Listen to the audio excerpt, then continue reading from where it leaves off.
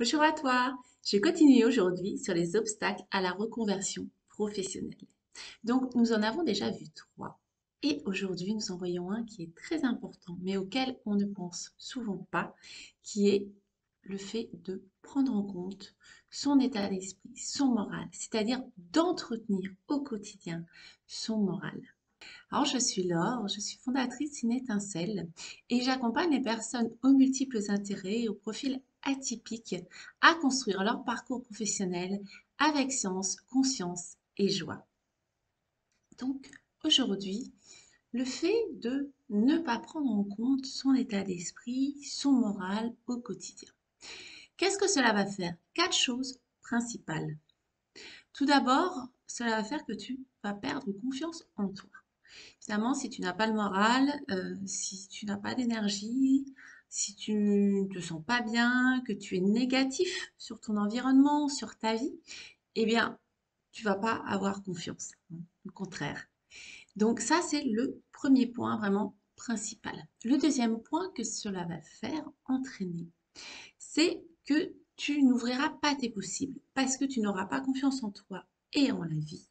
Cela va faire que tu vas rester avec un regard très fermé sur ce qu'il est possible de faire, sur ce que tu peux faire et construire dans ta vie professionnelle. Or, la base de toute reconversion, transition personnelle réussie, c'est de commencer par ouvrir tes possibles justement, par voir large et regarder peut-être des choses que tu n'osais pas voir avant. Le troisième point que va entraîner un moral pas bon, hein, un moral négatif, le fait de voir les choses en noir, eh ben, euh, ça va t'empêcher de passer à l'action parce que forcément, tu n'auras pas d'énergie. Quand on n'est pas bien, en général, on a l'énergie aussi capote, hein. Et eh bien, tu n'auras pas d'énergie pour justement aller mettre en place les premières choses, les premières étapes de ta reconversion, pour tester, pour oser des choses, peut-être des choses nouvelles justement, parce qu'on a besoin de faire de choses nouvelles lorsqu'on est dans une transition professionnelle. Et ça, évidemment, si tu as une morale à plat, eh ben, tu n'auras pas la force de le faire. Pas la force, pas la confiance. On revient à ce que je t'ai dit avant. Et le quatrième point, qui est aussi très important, c'est que si euh, tu n'as pas ce moral, si ce moral n'est pas entretenu, hein, bien sûr, tu peux avoir des moments où tu as des chutes de morale, mais il faut savoir le remonter, il ne faut pas rester dans cet état-là. Si ce moral n'est pas entretenu, tout bêtement, tu ne vas pas profiter de ta vie au quotidien.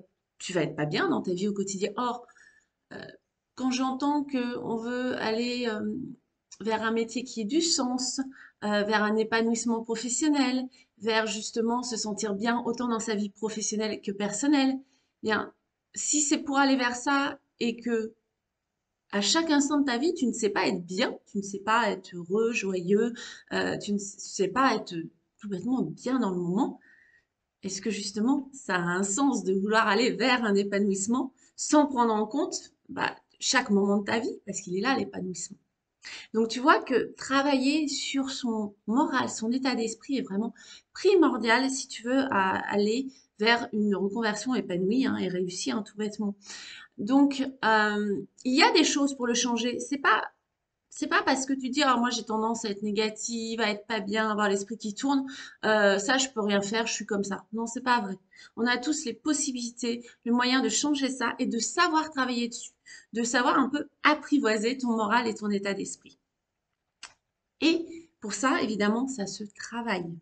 C'est une chose que je fais énormément donc dans tous mes accompagnements à la reconversion, à la construction professionnelle.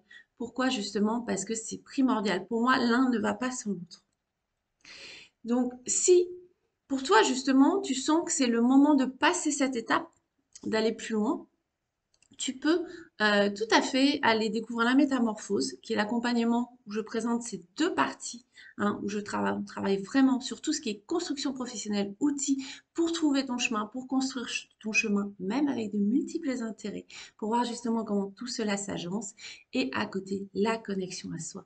Et dans la connexion à soi, justement, il y a travailler sur son moral, son état d'esprit, mais à travers ça, on va aussi travailler sur ton mental, sur tes émotions, sur la connexion à ton intuition, très importante aussi pour aller sur ton chemin.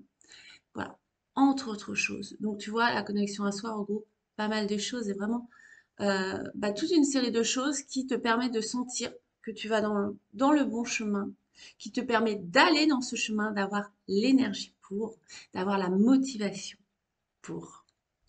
Voilà, j'espère que cette vidéo va te permettre de mieux comprendre cette notion, hein, ce lien, cette importance entre ton chemin professionnel et la connexion à soi, parce que il est vraiment primordial, en particulier, là, donc, on fixé sur hein, ton moral au quotidien, ton état d'esprit.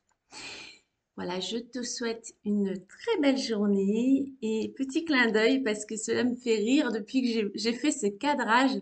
Il y a ma fleur de Tillandsia que tu vois là, la plante, une épiphyte que j'aime beaucoup, qui est souvent derrière moi. Et là, elle me sort vraiment de la tête et ça me faisait assez rire en parlant de morale et d'état d'esprit, justement, d'avoir une fleur qui sort de mon esprit. Eh bien, écoute, à bientôt. Prends bien ça en compte, hein. Prends bien le temps de réfléchir à travailler sur ton moral, ton état d'esprit au quotidien. C'est très important et surtout, c'est possible.